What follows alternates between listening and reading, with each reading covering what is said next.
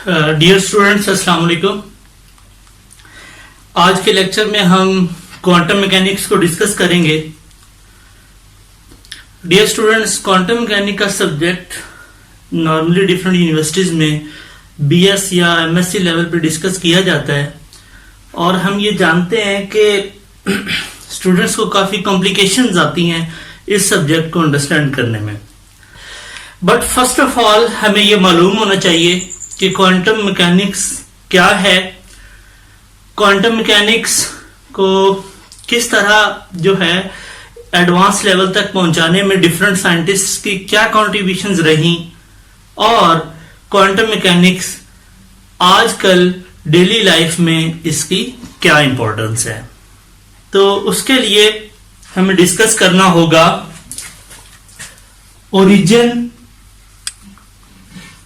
Of quantum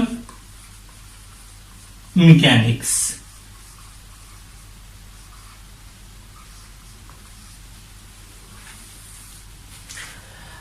Dear students, at the end of 19th century, 19वीं सदी के इख्तिताम तक मोस्टली साइंटिस्ट का यह मानना था कि फिजिक्स के फील्ड में बहुत सारी चीजें डिस्कस हो चुकी है and there is no further need to discuss anything about in the field of physics. Basically इस दौर को या इस इरा को क्लासिकल मैकेनिक्स के नाम से जाना जाता है और ये न्यूटन्स लॉ पर बेस्ड करती है।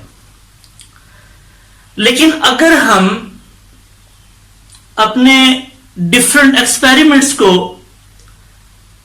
सिर्फ क्लासिकल मैकेनिक्स की बेस पर डिस्कस करें तो बहुत सारे फिनोमेनास ऐसे हैं जो अपनी एक्सपेरिमेंटल या प्रैक्टिकल वैल्यू से डेविएट कर जाते हैं।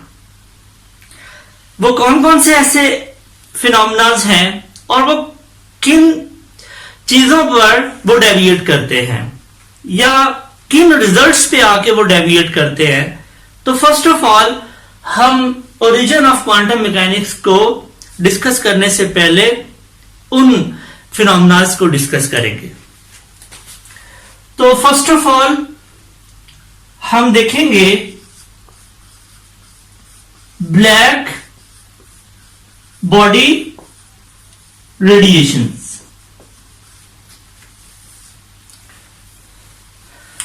क्लासिकली तो बहुत सारे फिनोमेनास ऐसे हैं जो कि जिनमें थ्योरेटिकल वैल्यूज एक्सपेरिमेंटल वैल्यूज को अप्रोच नहीं करती, लेकिन हम यहां पे चंद एक डिस्कस करेंगे ताकि आपको उस क्वांटम मैकेनिक्स की एवोल्यूशन को समझने में आसानी हो। उसके लिए पहला फिनोमेना ब्लैक बॉडी रेडिएशंस का हम डिस्कस करेंगे। ब्लैक बॉडी रेडिएशंस में जब हम कर्व ड्रा करते हैं in between the wavelength of radiations that are emitting from black body और स्पेक्ट्रल रेडियंसी, यहां पर आप इंटेंसिटी भी अलोंग वाई एक्सिस में ले सकते हैं।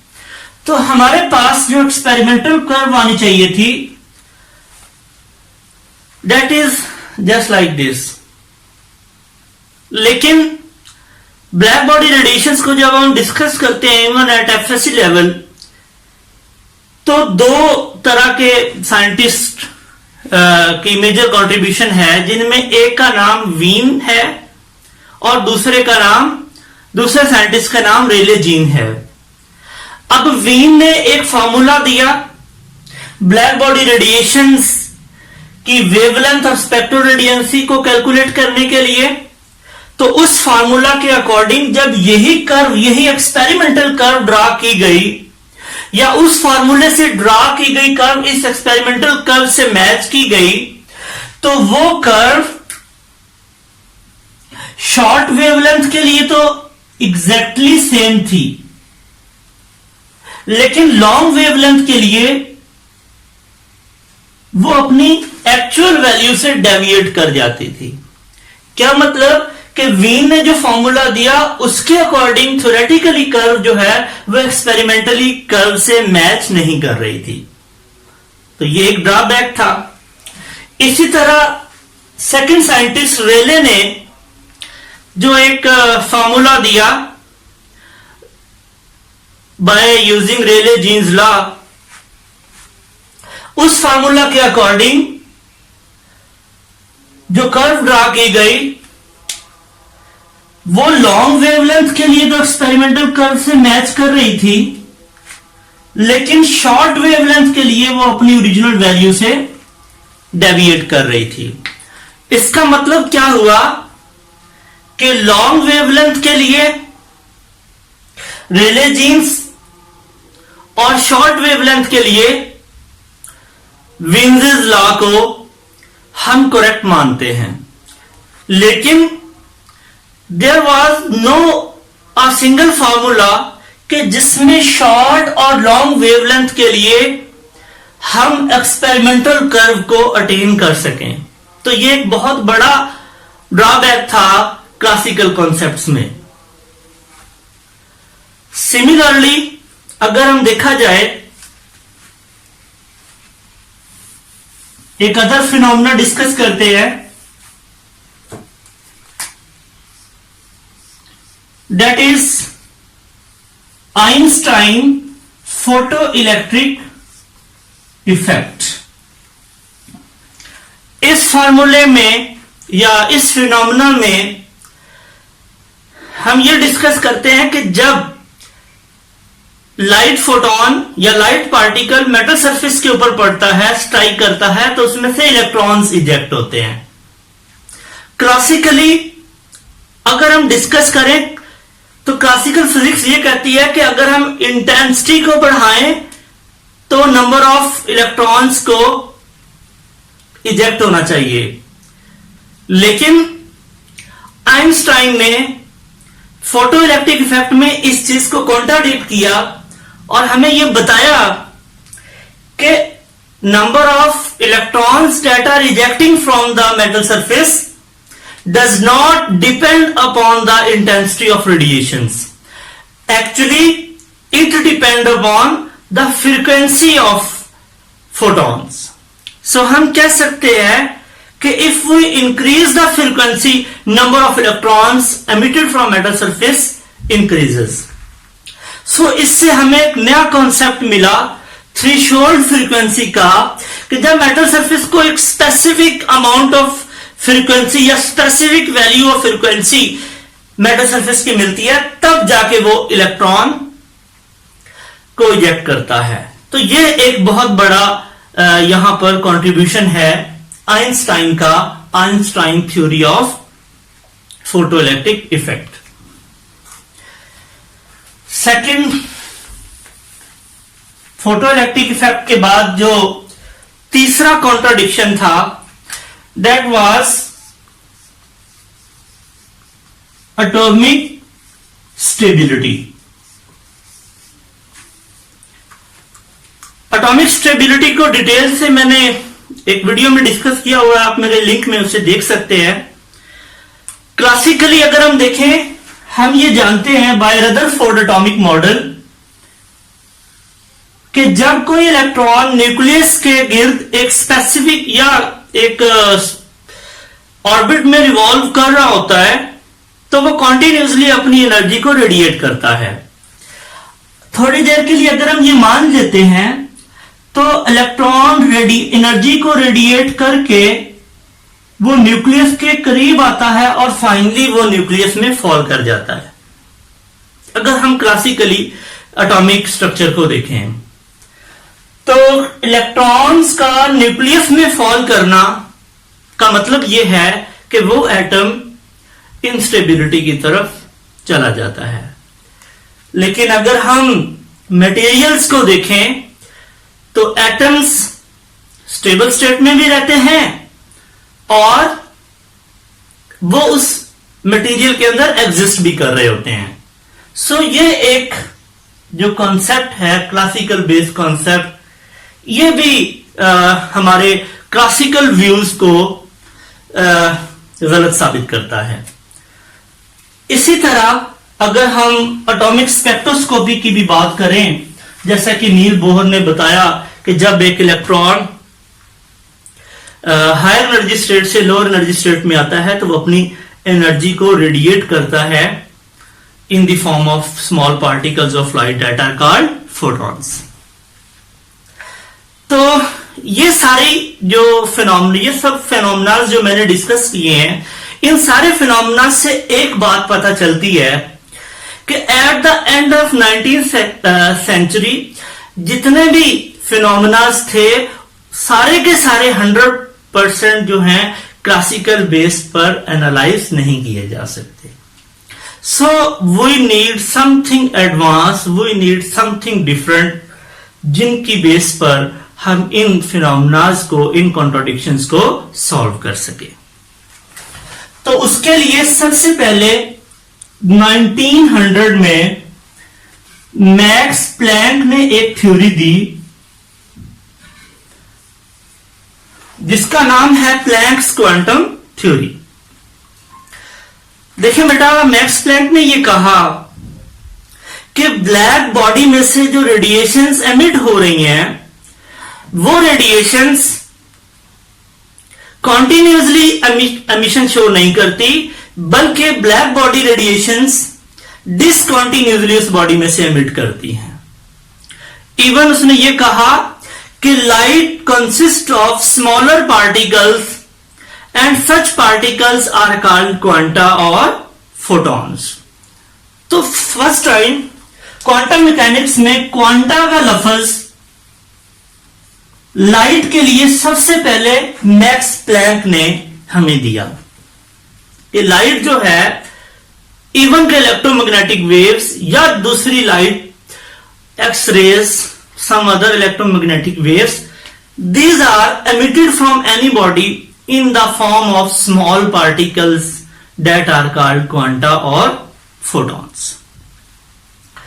तो यहां से हम कह सकते हैं कि एक प्रॉपर वे में क्वांटम मैकेनिक्स की एवोल्यूशन या उसका ओरिजिन जो है वो स्टार्ट लेता है।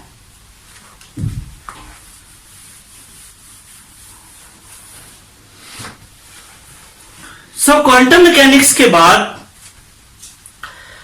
1913 में नील बोहर ने एटॉमिक मॉडल पेश किया, वो भी इस कॉन्सेप्ट को सपोर्ट करता है।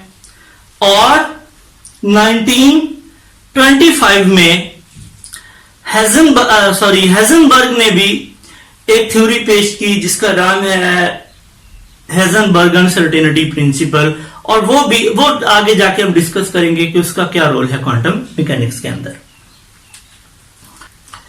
तो डियर स्टूडेंट्स, अब हम बाकायदा तौर पे क्वांटम मैकेनिक्स को डिफाइन करते हैं।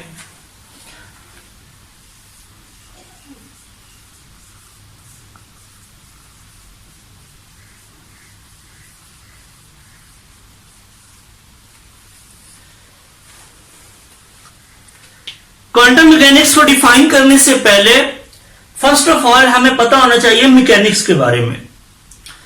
मैकेनिक्स को डिफाइन करते हैं the branch of physics which deals with the study of macroscopic या study the motion of macroscopic objects. के मैक्रोस्कोपिक मीन गाड़ी, different particles, massive particles and different objects की जो डायनामिक्स है, जो मोशन है, उसको डिस्कस करने के लिए हम फिजिक्स की जो ब्रांच लेते हैं दैट इज कॉल्ड मैकेनिक्स। अब मैकेनिक्स दो तरह की है, क्लासिकल मैकेनिक्स और क्वांटम मैकेनिक्स। क्लासिकल मैकेनिक्स, जैसा कि मैंने अभी बताया कि मैसिव ऑब्जेक्ट्स को डिस्कस करने के लिए जो मैकेनिक्स हम यूज करते हैं that is called classical mechanics. लेकिन क्वांटम मैकेनिक्स को हम डिफाइन करते हैं the branch of physics, the branch of physics that deals with motion of microscopic objects यहां पर ऑब्जेक्ट्स में आप कह सकते हैं particles, that is called quantum mechanics. तो क्वांटम मैकेनिक्स में हम इलेक्ट्रॉन्स, प्रोटॉन्स, न्यूट्रॉन्स या सम अदर एलिमेंट्री पार्टिकल्स को हम डिस्कस करते हैं, that is called quantum mechanics.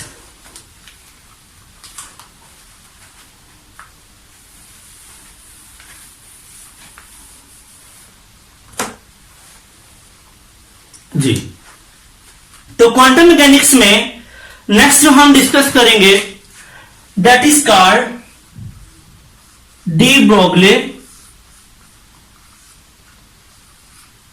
Wave. Dear students, अगर आपको वेव फंक्शन को क्वांटम मैकेनिक्स में जो हम बहुत इसे डिस्कस करते हैं, वेव फंक्शन को डिस्कस करना है, तो उसके लिए पहले आपको डी ब्रोगली वेवलेंथ को या डी ब्रोगली वेव को अंडरस्टैंड करना पड़ेगा। डी ब्रोगली वेव क्या है?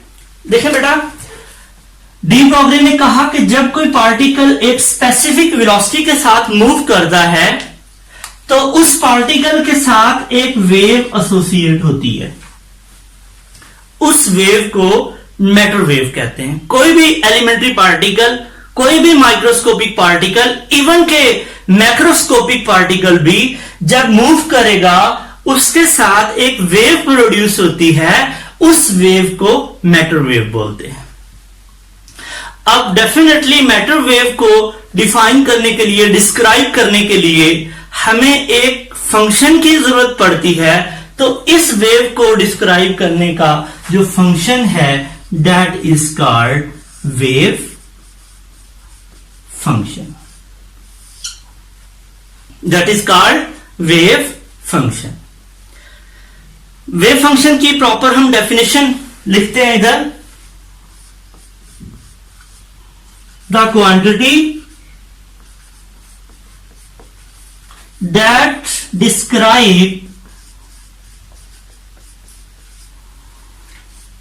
describe the de Broglie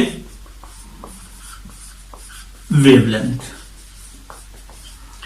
कि वो क्वांटिटी, वो फिजिकल क्वांटिटी जो डी ब्रोगली वेवलेंथ को डिस्क्राइब करती है, डी ब्रोगली वेवलेंथ के बारे में इंफॉर्मेशन देती है, उसे हम कहते हैं वेव फंक्शन।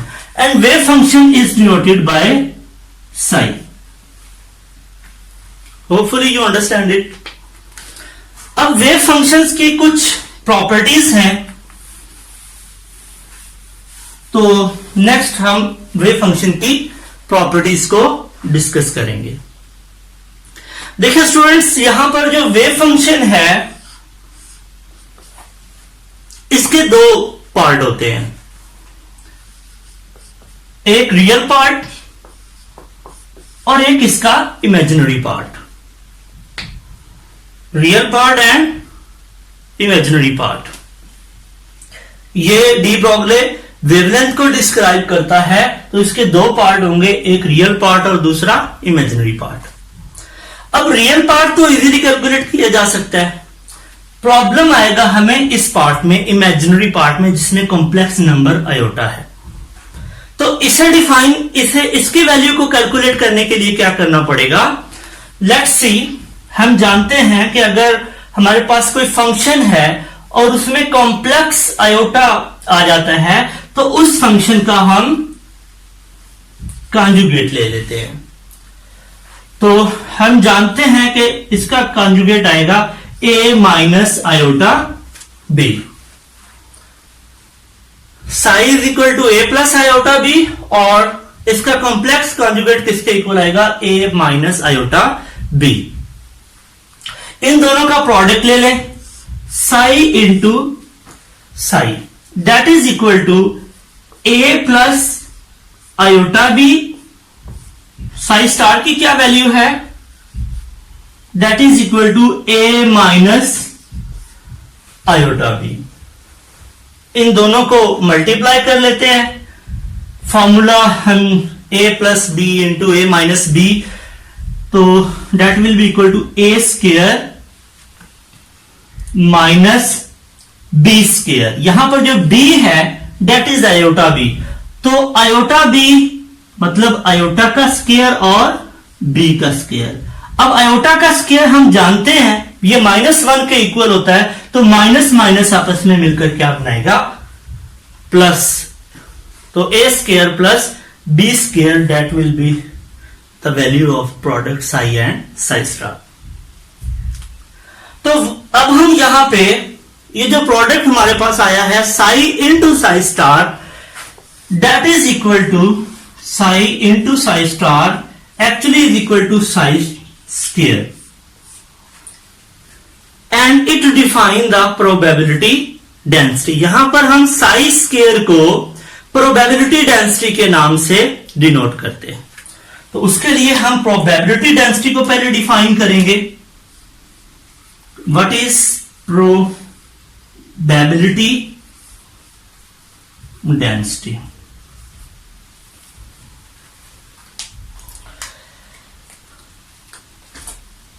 प्रोबेबिलिटी डेंसिटी की डेफिनेशन है द प्रोबेबिलिटी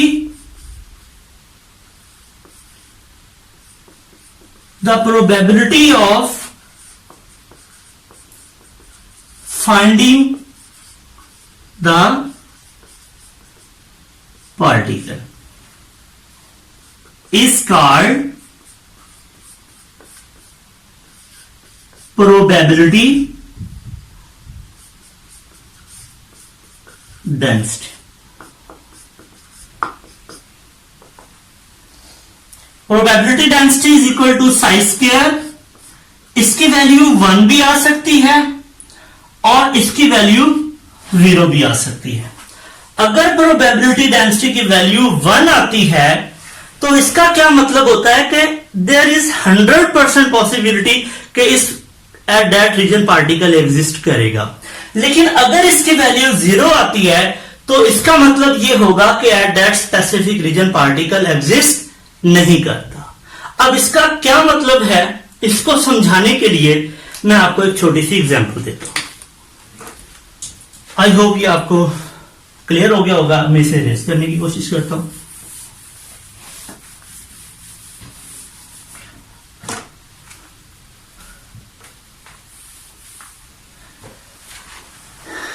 डियर स्टूडेंट्स, यहां पर आपको एक बात क्लियर होनी चाहिए कि क्वांटम मैकेनिक्स में मोस्टली जो चीजें हम डिस्कस करेंगे वो ज्यादातर अनप्रिडिक्टेबल होंगी। अनप्रिडिक्टेबल होने का मतलब है कि कोई भी फैक्ट्स या कोई भी पार्टिकल जो है हम उसके बारे में एग्जैक्टली नहीं बता सकते कि वो पार्टिकल फला रीजन पे एग्जिस्ट करेगा, फला उसका मोमेंटम होगा।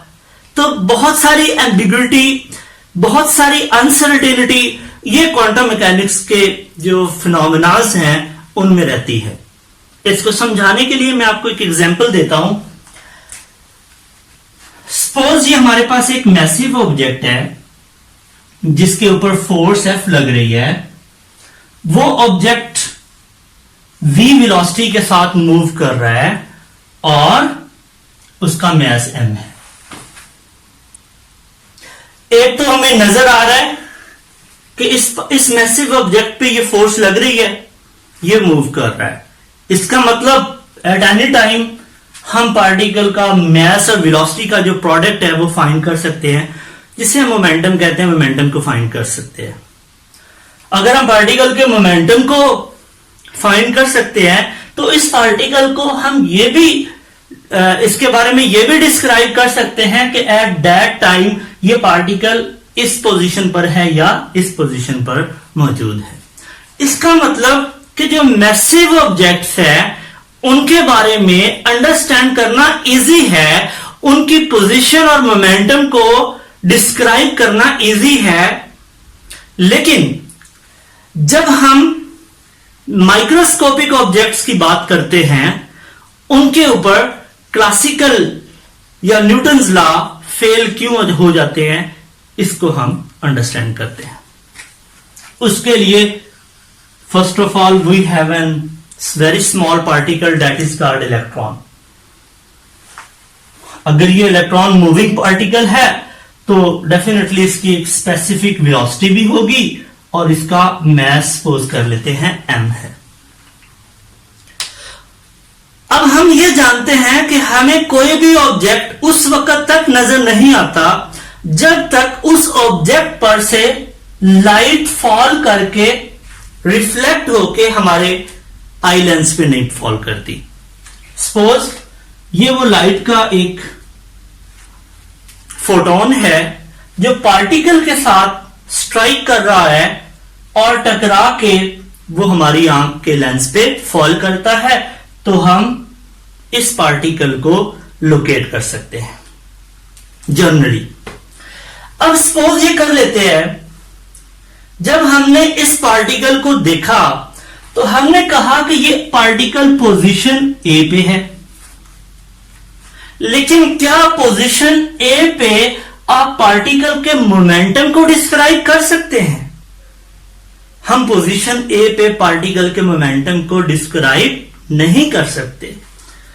उसकी रीजन ये है कि जब ये लाइट इसके साथ टकराई तो ये लाइट, ये फोटोन इस पार्टिकल का मोमेंटम चेंज कर चुकी थी, देन लाइट टकराकर हमारी आंखों में पड़ी। तो हम कह सकते हैं कि जब हमने इस पार्टिकल को देखा, इस पार्टिकल का मोमेंटम चेंज हो चुका था। इसका मतलब क्या हुआ कि अगर हम पार्टिकल की पोजीशन को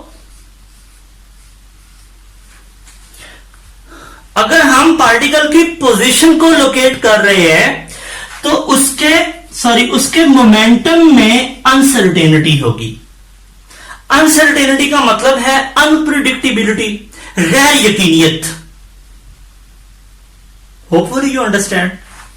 लेकिन अगर हम एट एनी टाइम कहते हैं कि इस पार्टिकल का मोमेंटम स्पेसिफिक है, हम उसकी वैल्यू बताते हैं, वैल्यू कैलकुलेट करते हैं, जब मोमेंटम में सर्टेनिटी आएगी तो पार्टिकल की पोजीशन जो है उस मोमेंटम वैल्यू पे कंफर्म्ड नहीं होगी। इसका मतलब क्या हुआ, उस पार्टिकल की पोजीशन में अनसर्टेनिटी होगी।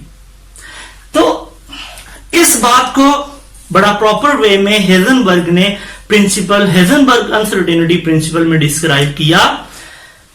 Uncertainty in the position and uncertainty in the momentum, इनका जो प्रोडक्ट है that is equal to Planck's constant H.